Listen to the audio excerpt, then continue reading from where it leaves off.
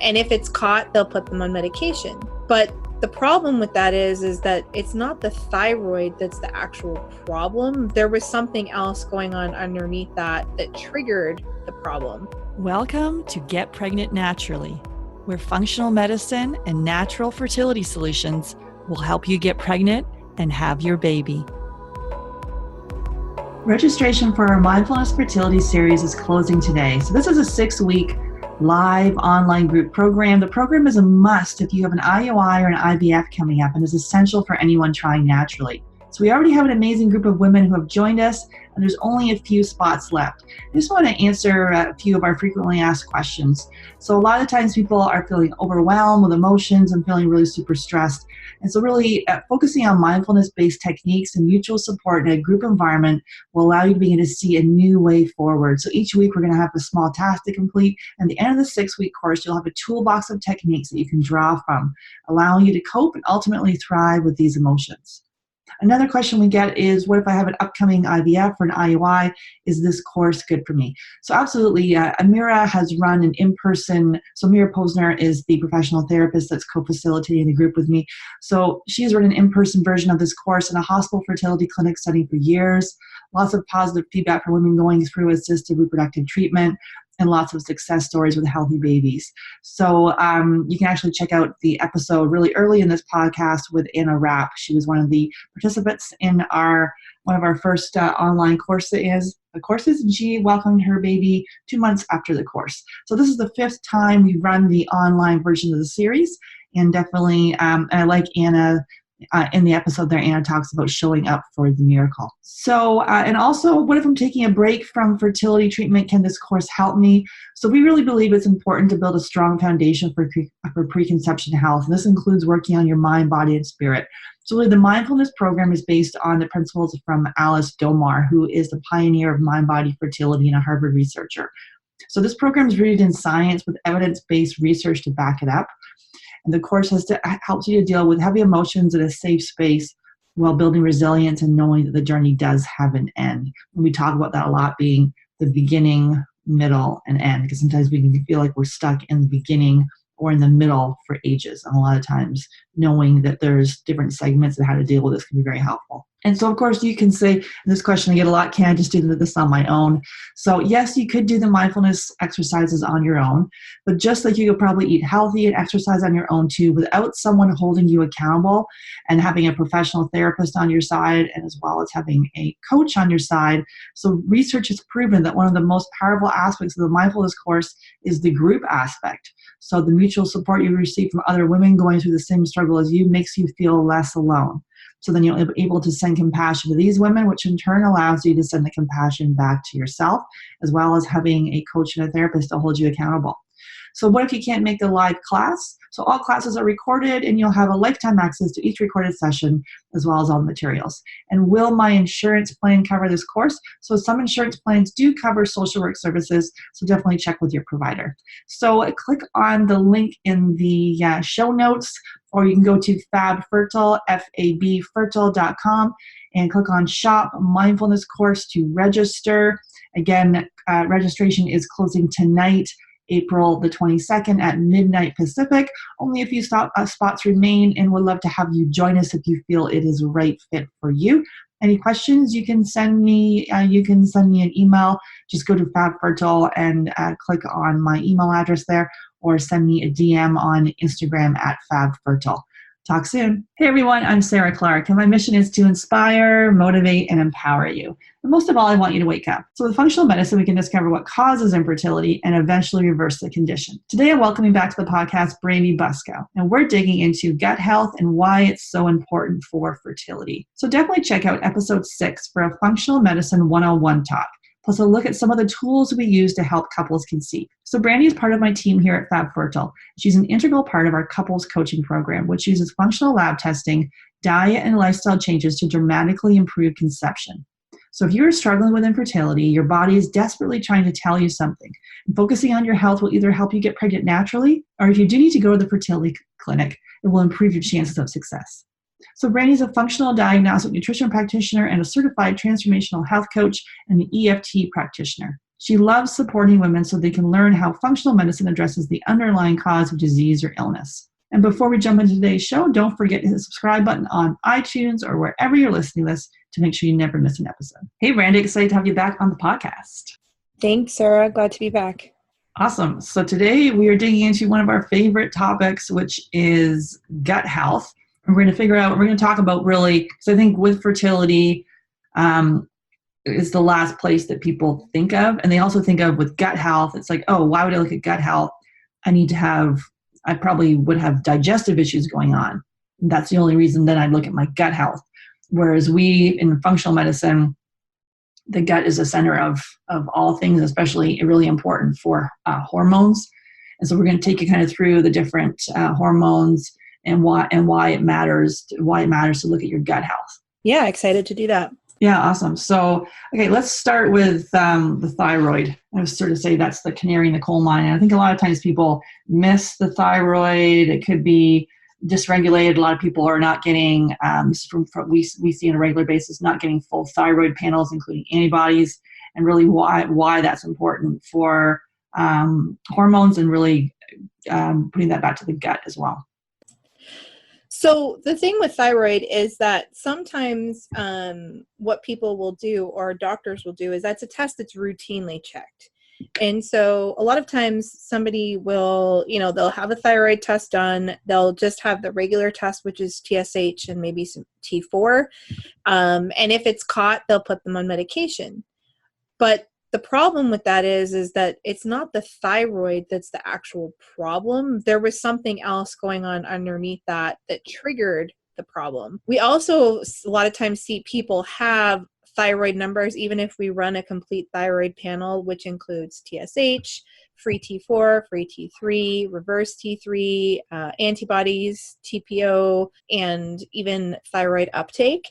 And those numbers can show some imbalances in the thyroid, but that doesn't necessarily mean that it's a thyroid issue. Mm-hmm. A lot of times for people, it's an underlying issue with the gut, or it's an underlying issue with toxins or food sensitivities. So just taking a thyroid test at face value and thinking you could just throw supplements or even medications to support the thyroid, it's a bit of a Band-Aid approach, because sometimes it will work for some people and not for others. So for instance, if somebody has gluten sensitivity and they don't know it, that's going to affect their thyroid numbers, but that's also going to affect their gut. And the gut is part of the conversion process of converting inactive thyroid hormone to active thyroid hormone. So it doesn't just happen in the thyroid, it happens in the gut, it happens in the liver. And so if there's any sort of dysfunction going on in the gut, that can impact the thyroid. And we see this over and over again, especially with the dysregulated thyroid that's been missed, and also we see with high gluten sensitivity that's over and over again that's been missed. Either it's undiagnosed celiac disease or not in celiac gluten sensitivity. To the fact that we recommend the whole home going gluten free, because if the female partner is so sensitive, even having a kiss from her partner, the remnants of if he's had a piece of bread, the remnants from the gluten can cause a reaction in her body for weeks or months later. So all that matters. And really, yeah. So again, back to and sometimes we see that subclinical thyroid. Can you talk about that a bit? Yeah, so I mean, that is a bit of what we were talking about. Subclinical, meaning it's not diagnosable as being hypothyroidism or Hashimoto's, but more of there's definitely some dysfunction going on in the thyroid, but it's not because of the thyroid. So it's secondary to something else that is going on. And that's actually pretty common. A lot of times women will have their thyroid checks first, and then, they'll have something, either they're working with a nutritionist or a naturopath or a regular doctor, and they're given supplements or some sort of thyroid medication to support the thyroid, and they feel good for a little while, but then their symptoms come back. And that's generally pretty telling that there's something else underneath, and that the thyroid is secondary to something else that was going on. So that could be high amounts of stress. It could be exposure to heavy metals, environmental toxins. It could be gut infections. It could be food sensitivities. It could be, ongoing blood sugar or insulin resistance. So those are all things that, if they're going on, can impact the thyroid, and then the thyroid is having an issue, and that's secondary to the actual initial problem that started. Yeah, definitely. We had Dr. Sarah Ballantyne here on the podcast talking about Hashimoto's. So her episode is really great to check out, as well as Janie Bowthrope.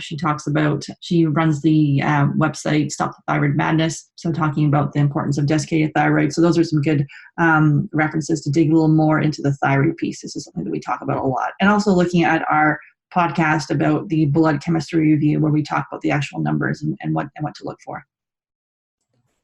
Yeah, there's so many pieces associated with thyroid. It's not just a matter of your thyroid's low, here's some thyroid medication. There's so much more going on underneath that you have to dig deeper and find out why that's happening. Mm-hmm. Yeah, as you say, that's more of a Band-Aid approach. So, okay, let's look at insulin levels. So why are those important? We've talked about on the podcast why they're important for fertility, but talking about why the gut health is important for insulin levels.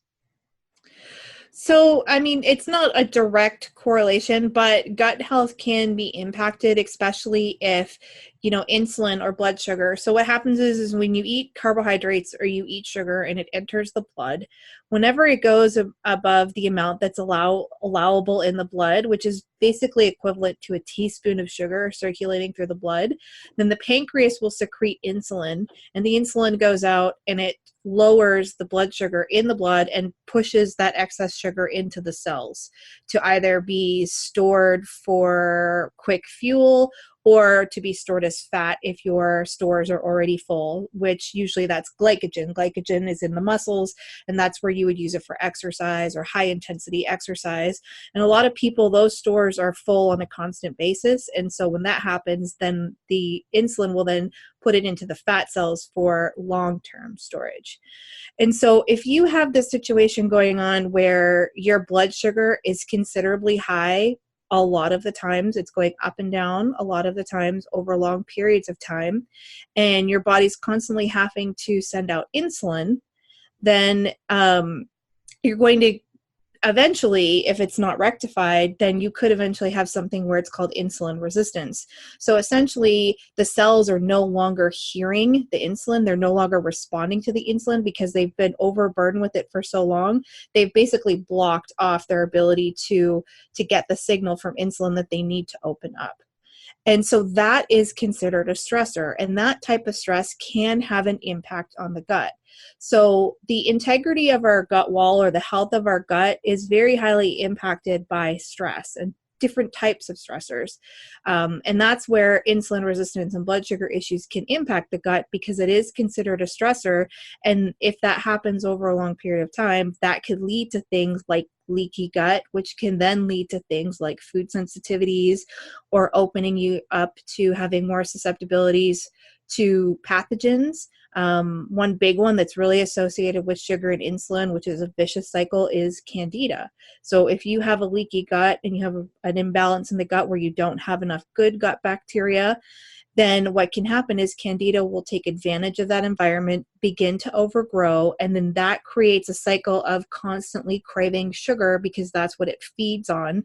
And people who have an overgrowth of candida may find it hard to be able to resist carbohydrates or sugars, and then that makes that cycle of high sugar excreting insulin on a constant basis worse. And so that's really the biggest connection between the two is the stress piece, but then also the potential of some pathogens getting in there, which can cause sugar cravings and insulin resistance to be exacerbated and become worse. Yeah, I think many people have heard of the anti-candida diet. We always recommend looking at a stool test first because, as we've said before, candida is opportunistic. So we will look at that last. I think a lot of times there's a lot of information about candida on the internet and anti-candida diets, which are extremely restrictive. So we say to look at that last. Yeah, and it's important to know that because a lot of people will come to us and say, I was on a candida protocol, or I was on an anti-candida diet, and it worked for a little while, but then it came back worse than it did before. Mm-hmm. And that's actually really common, because what happens is the candida not only feeds off of the foods that you're eating, but it also feeds off the toxins that other pathogens in your gut could be giving off. So if you have some other gut infections in there that you're not aware of, or you have leaky gut and there's an imbalance in good and bad bacteria, that candida is just going to be coming back. And just doing an anti-candida diet, or just specifically a candida protocol, it's not actually addressing the root behind candida took place. The candida grew in the first place. The other problem with the anti-candida diet is some of them, like you said, Sarah, are very restrictive. And there are some circles who believe that the anti-candida diet can make it worse because you're starving the candida. And for some people, it can drive that candida deeper into the gut, and it's harder to get rid of. Yeah, I think that's a good point to dig into, and that's something I've struggled with as well. Candida, and I went on a lot of those anti-candida diets, and then did the gut test and found out I had H. pylori and streptococcus and other bacterial infections and things that were missed, and the candida was still there as well. So definitely things that we see with our clients, and things to dig deeper there. Mm-hmm. Yeah. Okay. So the next one we have is estrogen. So I think that one is we've all heard of estrogen dominance and low estrogen, and really the connection to the gut. Yeah, so again, it's not a direct correlation, but there is a roundabout correlation, and you'll kind of notice this theme that the body works as a whole. So anything that's going on in the body affects every other part of the body. It's not just, each organ in isolation. Everything acts on everything else. So when somebody has estrogen dominance, there's an imbalance. So there's a miscommunication going on between the hypothalamus and the ovaries, and it's creating more estrogen than your body is supposed to have. And there's several reasons that can happen. Some of the most common reasons are xenoestrogens from our environment. So things like plastics, chemicals in our environment, personal care products are a really, really big one. Hormones in our meats, hormones in dairy products. And some of the other reasons for that can be things like stress. Insulin resistance can cause issues with estrogen, even heavy metals. So copper toxicity is a really, really common one that we see in people with estrogen dominance, because copper drives up estrogen.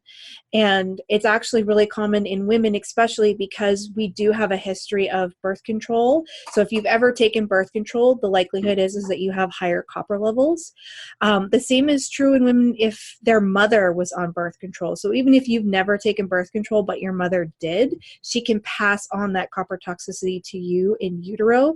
And so then you will continue to have issues with copper as you go through life. And we also have the exposure to copper through things like pipes, utensils, things in our environment. So all of those things combined together can drive up estrogen, which also can have an impact on the gut, because when the estrogen levels are high, if your gut is not in a state where you have really good gut bacteria, your gut wall or the gut lining is in really good health, then that can create a stress on the body, and it could also put a burden on the liver, and where the liver is not able to detoxify properly, and so those toxins are recirculating through the body and get reabsorbed through the gut.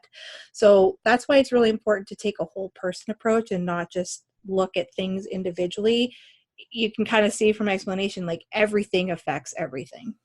Yeah, we typically see the copper toxicity when we do the hair tissue mineral analysis test. So we've been running these with our clients, and quite a few of them are coming up with high copper toxicity. Yeah, and a lot of times, you won't always see it on the hair test, but there's a lot of clues that tell us that it's a hidden copper toxicity. And that's pretty common to have when minerals are imbalanced, and minerals are absorbed in the gut. So if you have leaky gut, or there's some, gut infections and you're not digesting properly, then you're not able to digest and absorb the minerals that are really, really important for keeping things in balance.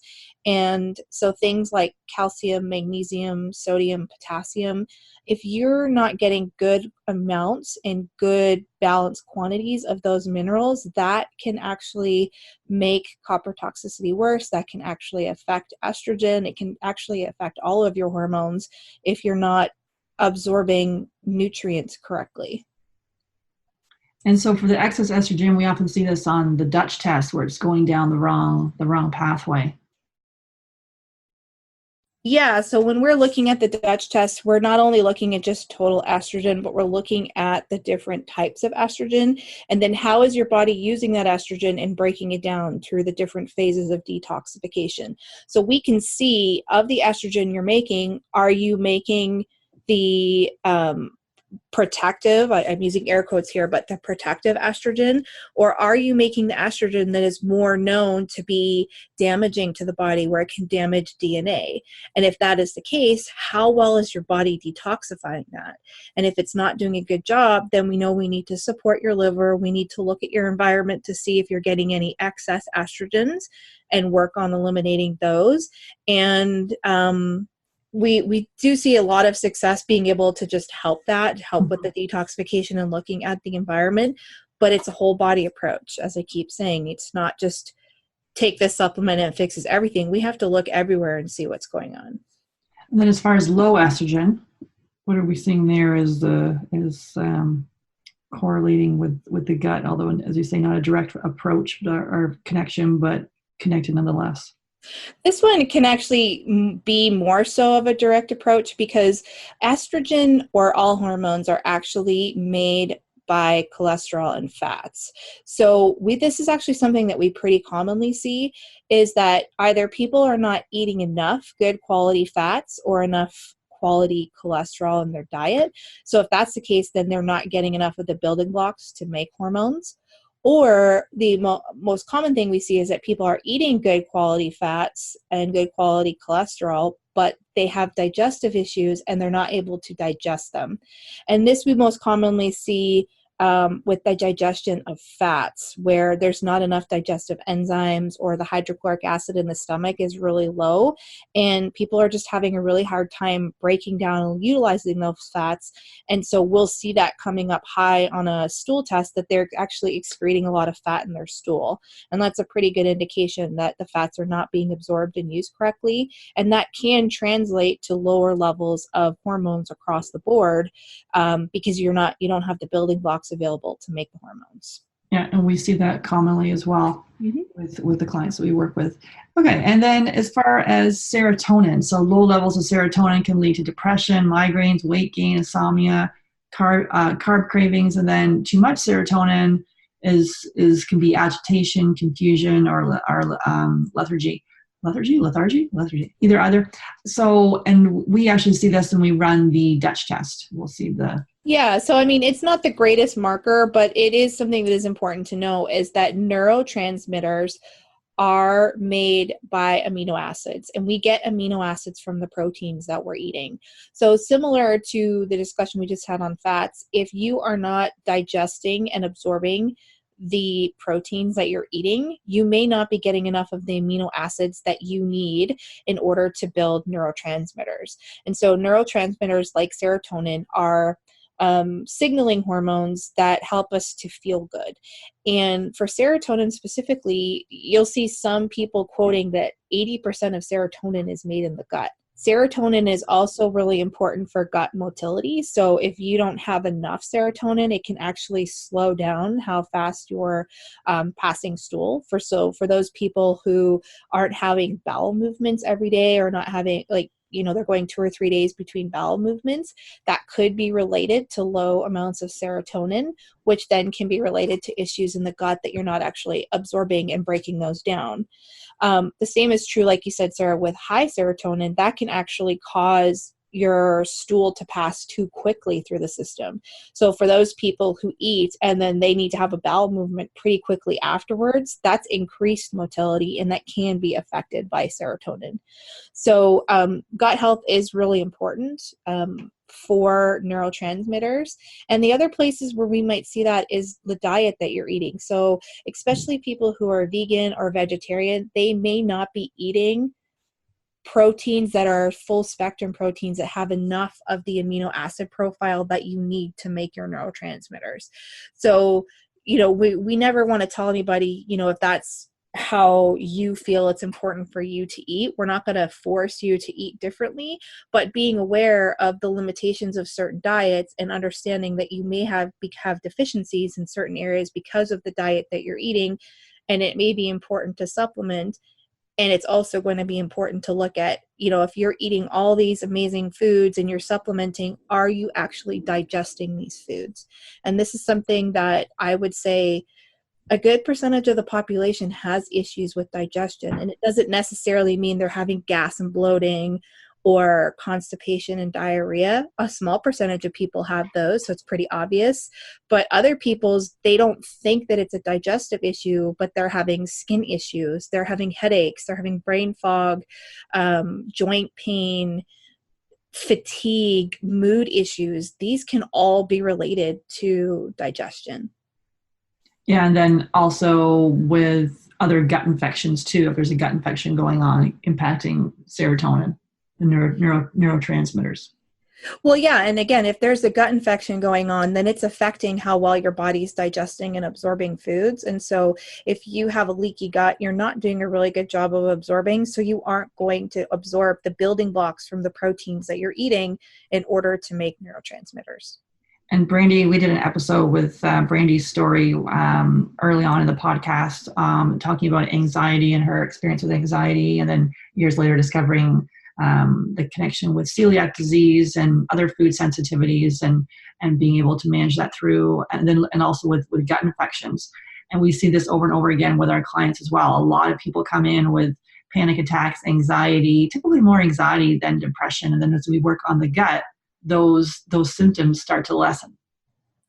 Yeah, and one of the biggest impacts on that is food sensitivities. I don't know how many times we've had somebody say to us, I eliminated this food and I stopped having anxiety. Mm-hmm. Like it happens so often because when you're eating foods that your body is sensitive to, it is causing inflammation in the system. And so for some people, that inflammation is in the gut. For other people, that inflammation is affecting fertility. For other people, that inflammation is causing problems with the brain. With the anxiety, with mood, with insomnia, brain fog, ADD, inattentiveness, all of that can be affected just by the food that you're eating. Yeah, I just re-released the how and why to do it, how and why to do an elimination diet. It went live on April the 15th.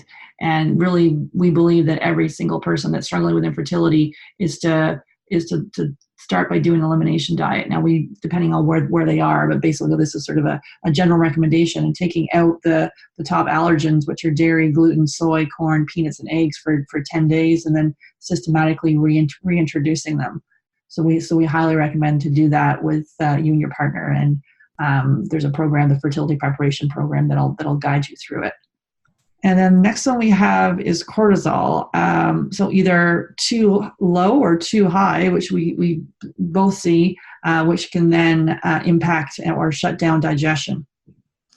Yeah, and I mean, this is something I think everybody has issues with cortisol and stress. So cortisol is the stress hormone that your adrenal glands pump out when there's a stressful situation. And some amounts of cortisol are important. They are there for our survival. We do need it, but too much cortisol is what we consider catabolic. So it breaks our body down. And when we are under stress, let's think back to the caveman days where our biggest worry was, are we going to be able to get food? And while we're getting food, are we going to be attacked by a massive animal that's going to kill us? And so cortisol was important because when we were getting attacked or chased down by that lion, the cortisol was pumped out by our adrenal glands. And what happens is it increases your respiration so that you can take in more oxygen when you're running. It sends fuel to the muscles so that you can run, and it shuts down all the other processes that aren't necessary to flee from that danger. So you don't need to be digesting food when you're running away from a lion. You don't need to be making neurotransmitters or making hormones for fertility. You don't need to be making thyroid hormone and regulating your temperature. You essentially need to be able to get air and oxygen to your lungs and fuel to your muscles so that you can get away from the lion. And so, unfortunately, as we've evolved, our bodies haven't been able to adapt to tell the difference between being attacked or being chased by a lion or being cut off in traffic. And unfortunately, in this day and age, we have so many little stressors coming at us constantly, day in, day out, that we can start to produce too much cortisol, and that is going to have an impact on our digestion. We're eating too fast, we're on the go, so we're not digesting well, we're getting gas and bloating, or if we're not getting gas and bloating, we're over time causing stress on the gut. We could be getting leaky gut. Then we can start getting food sensitivities. So foods that we used to be able to eat without a problem before starts making us feel awful. We feel tired. We feel shaky. Our blood sugar is all over the place. So it has a really big impact on everything as a whole. Been there on all of that. The shaky, the tired, the getting the food sensitivity test back with, oh wait, all my favorite foods, 100 foods or something that I was allergic to on this test. Yeah, it was not fun. And then kind of looking at gut infections and then looking at lifestyle factors as well. Okay, and we see this a lot with our clients with the cortisol levels, and then this will show up on the Dutch test where we run the Dutch test.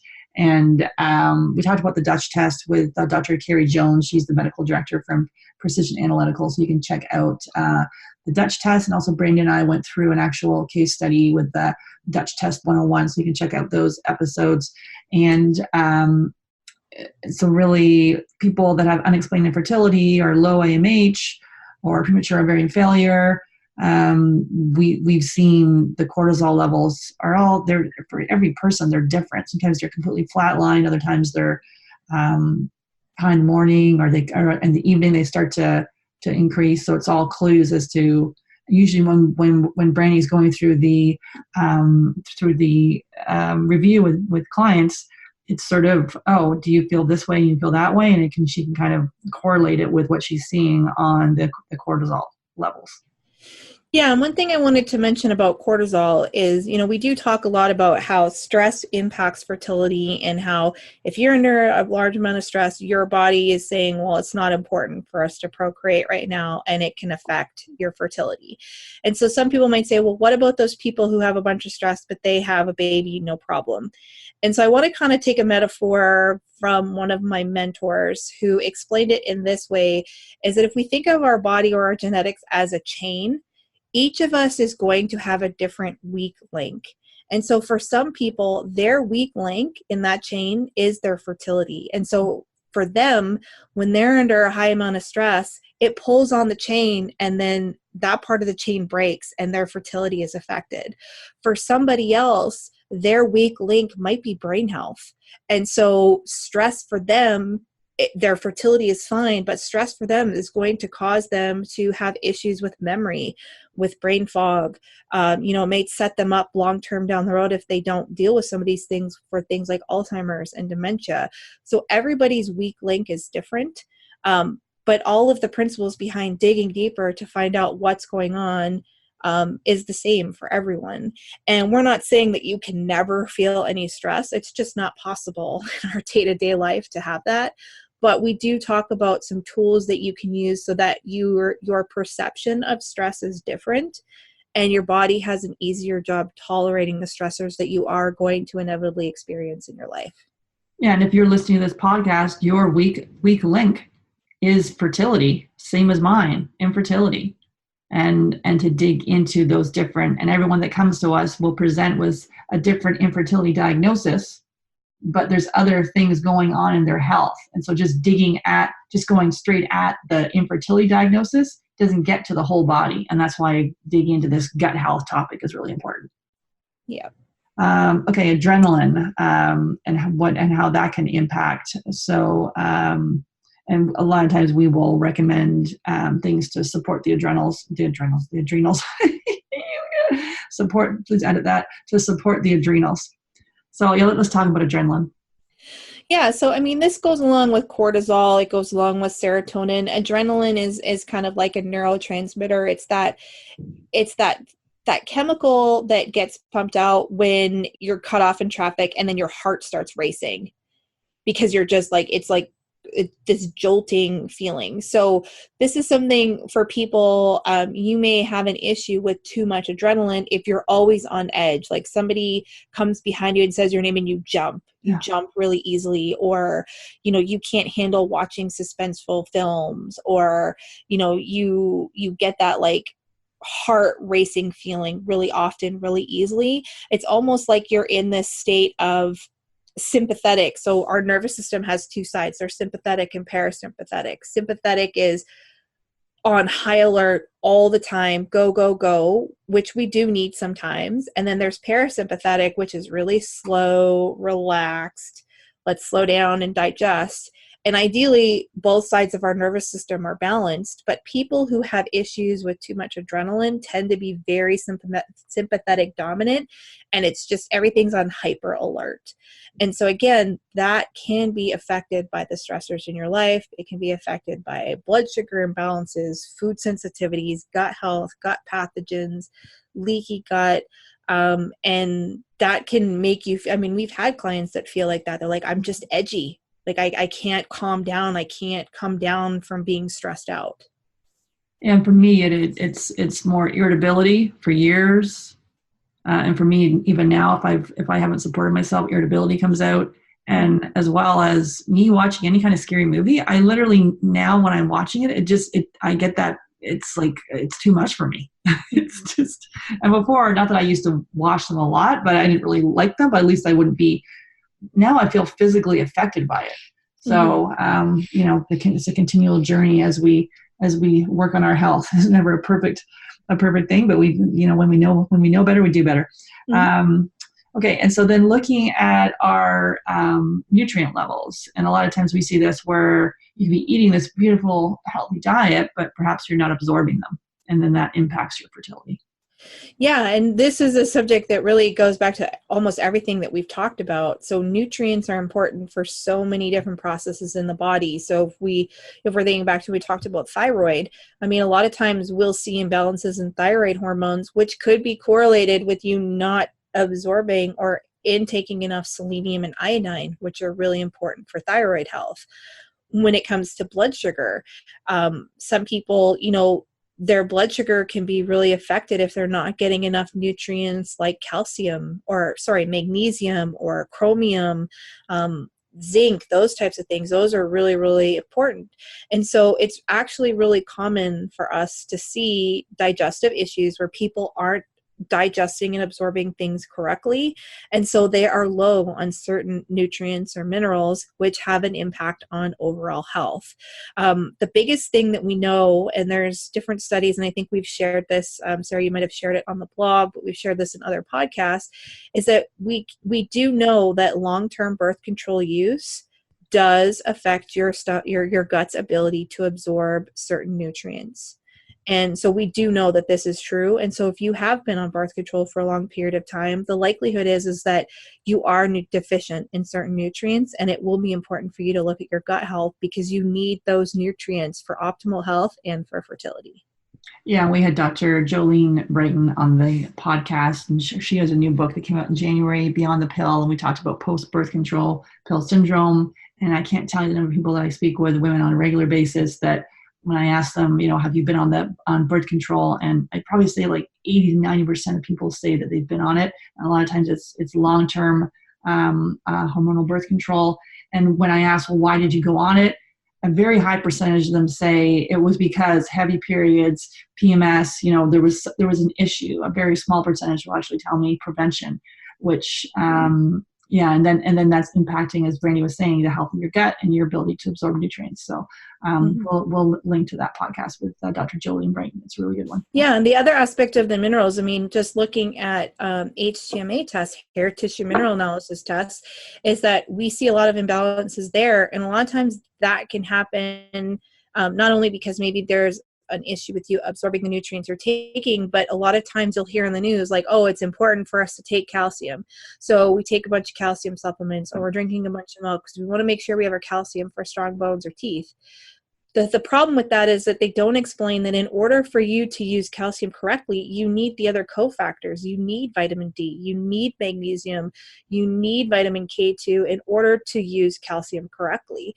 So if you've ever gone through a period of time where you're taking a supplement of one specific vitamin or mineral, that can impact all of the other mineral balance. If you're taking a bunch of zinc, that can impact your copper. If you're taking a bunch of vitamin D, that can impact your magnesium and calcium. So this is something that's pretty common for most people, because we always hear the importance. Take your vitamin D, take your calcium, but this could be causing imbalances in all of your other minerals.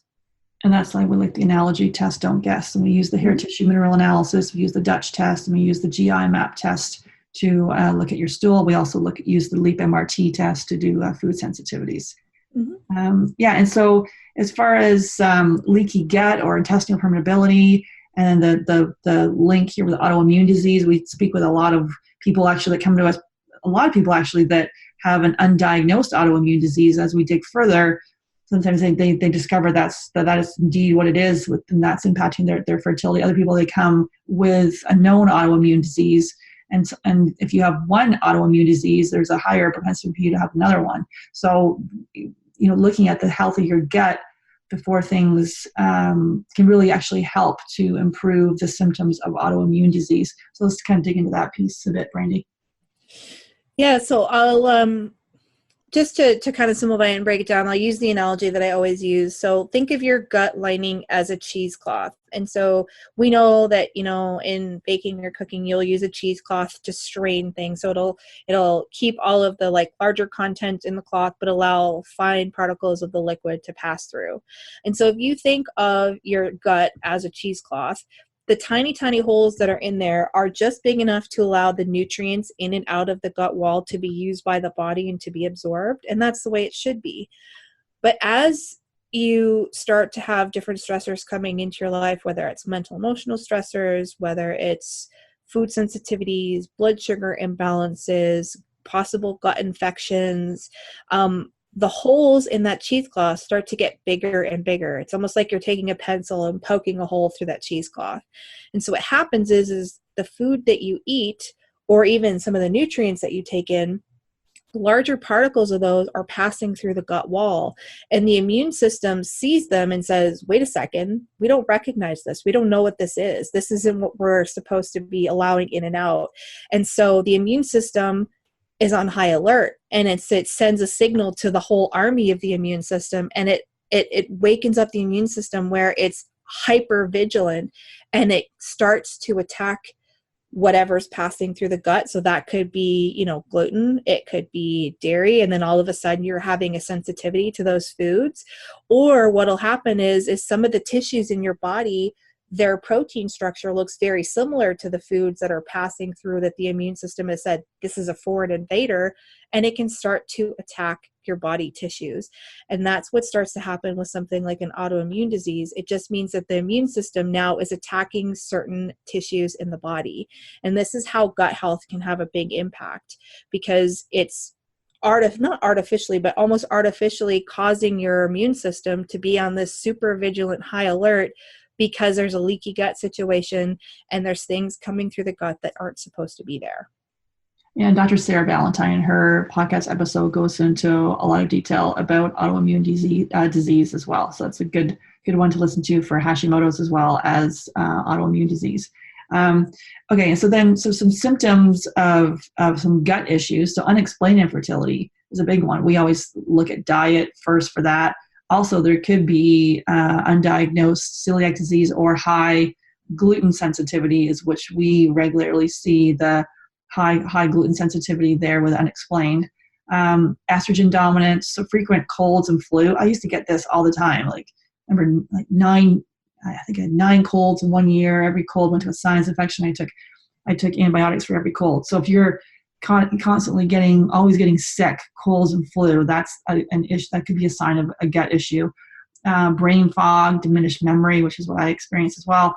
Food sensitivities. So if you have some known food sensitivities, a lot of people will say that they have, oh, that food doesn't make me feel that great, but then they still keep having it. So that's your body trying to give you a signal here saying, wait a minute. So that's when we always dig in with the elimination diet, and then taking a step further with our food sensitivity test, looking at the LEAP MRT, or if you're in Canada or Europe, we'd look at the IgG. Then depression or anxiety. I think a lot of times in our society, we end up taking medication for that, where there's other things we can do naturally. And especially if you're struggling with infertility and you have anxiety, you've always had it. It's not situational. That can be a clue as well for the gut. And then chronic yeast infections, which I had for years.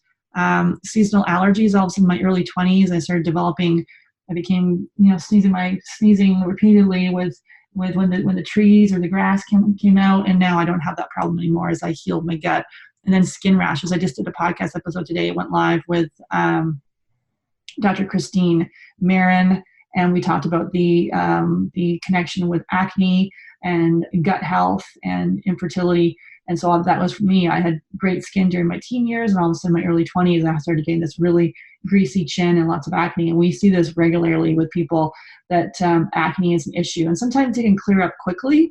Other times it can take a couple, 2 or 3 months for the gut to really start to heal and see the acne improve. So again, those are signs: acne, eczema, rosacea, and then also autoimmune disease. If you have an autoimmune disease, really time to dig into some gut health. Yeah, another big one to consider is that if you've ever taken antibiotics, your gut has been impacted. So even one time of antibiotics will impact your gut and will disrupt the good gut bacteria that keep your gut healthy. And if you've had antibiotics more than once, then I would definitely say it's worth looking into your gut health, because very rarely do we go to the doctor and they give us a course of antibiotics and then they tell us, okay, afterwards you really should spend 2 or 3 months really focusing on healing the gut, because we just destroyed all of the gut bacteria with these antibiotics. And how many times have we, even as kids, had antibiotics and we've never done anything afterwards to repopulate the gut with those good gut bacteria?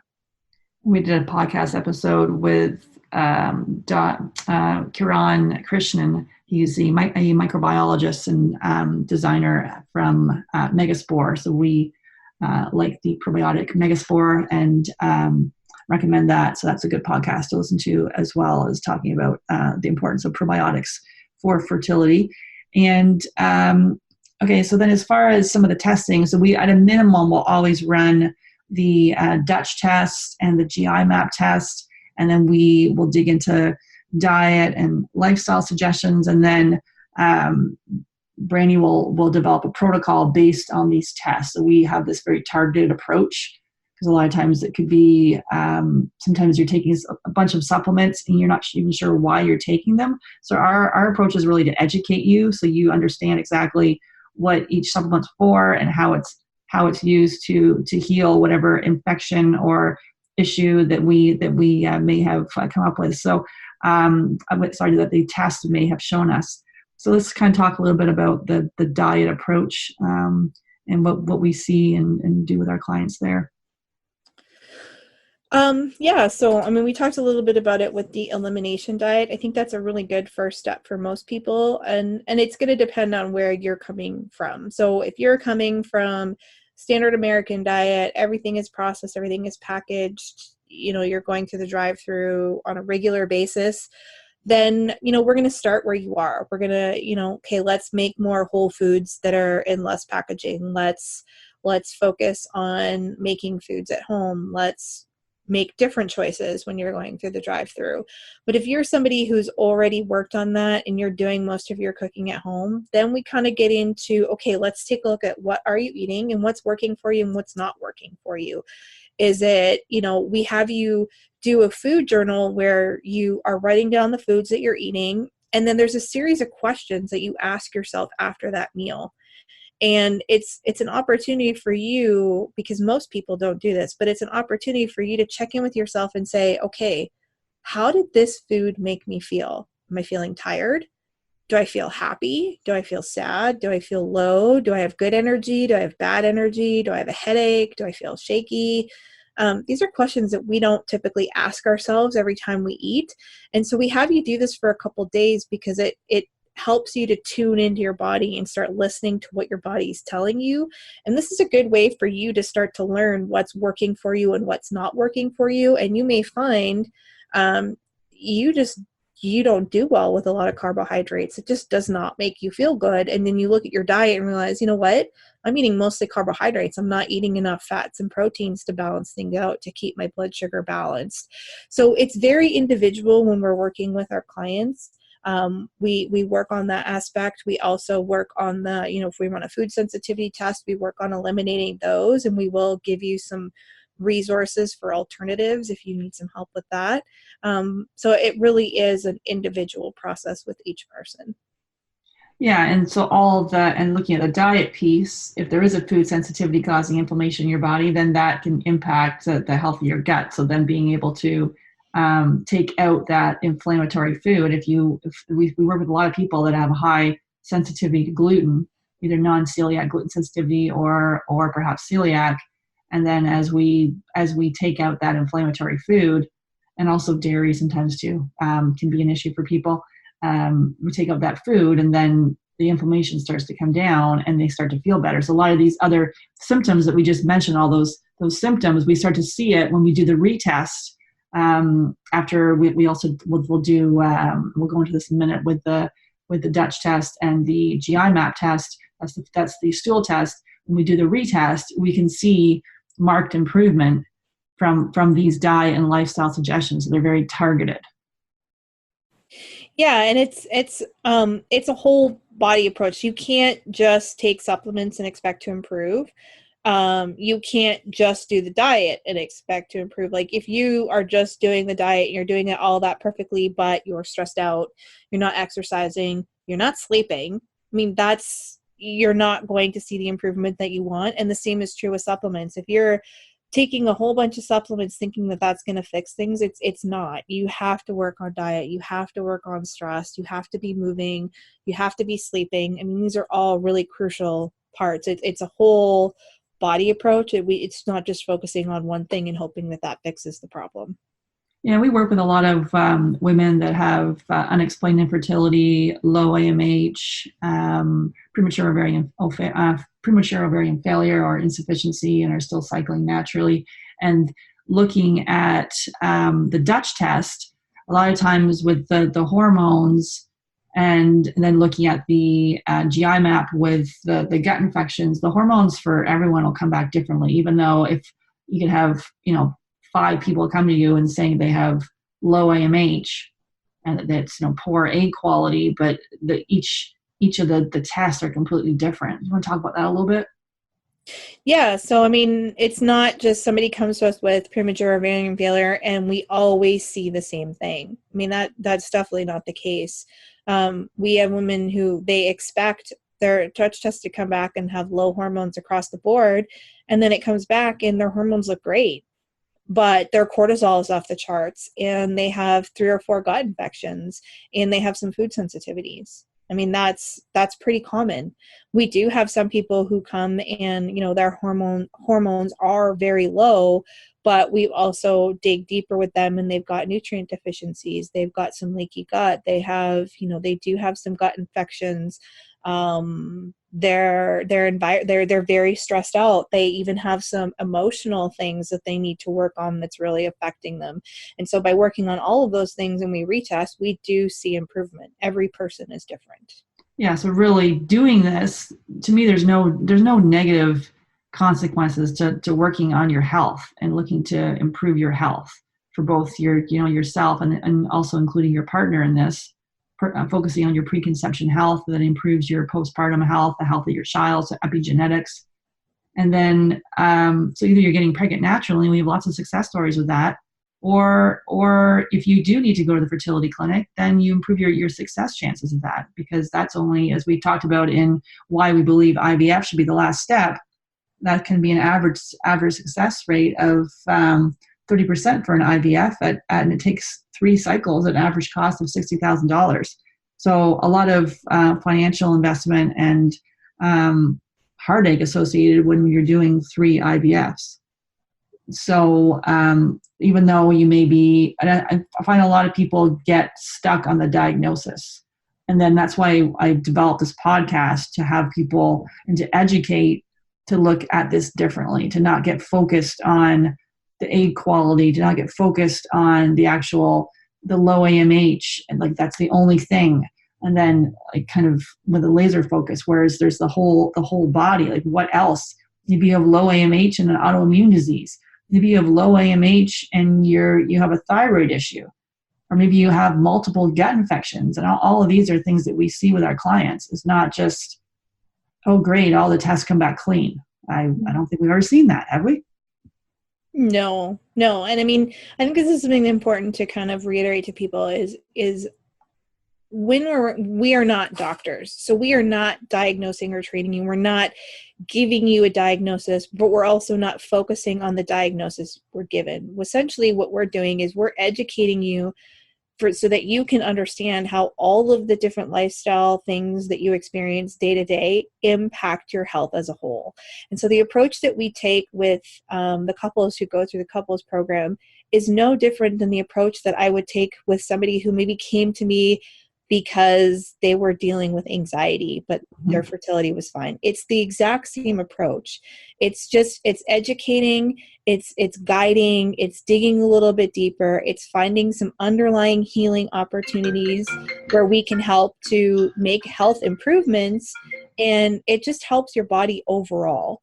It's not a diagnosis and healing or treating driven thing. It's allowing us to help encourage your body to do innately what it wants to do, is to bring itself back into balance, into homeostasis, and to heal itself. We aren't doing that for you. We're just guiding, and we're giving you information and tools and education. Yeah, that's why the podcast kind of drives this, because it's all about education for you. So basically, each episode I curate it for you to say, oh wait, aha, the whole Oprah thing. Aha. Oh my goodness. I've missed that. Why didn't anybody tell me that? Oh, now it's time to dig deeper and really to be empowered to know there's things you can do.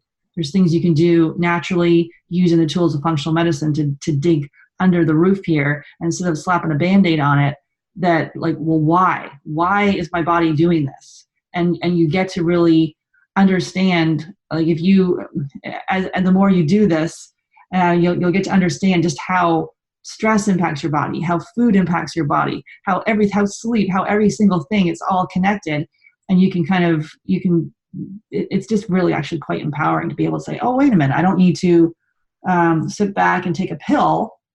I can look at this naturally, and there's just a whole mindset shift with this. And when Brandy goes over when we do the nutritional consult, it is sometimes it can be potentially a lot of information, but it is because a lot of times when we're given feedback from tests, it's like, oh, here's a test from a doctor, and it's just given to you, and off you go. You may not even get the test results.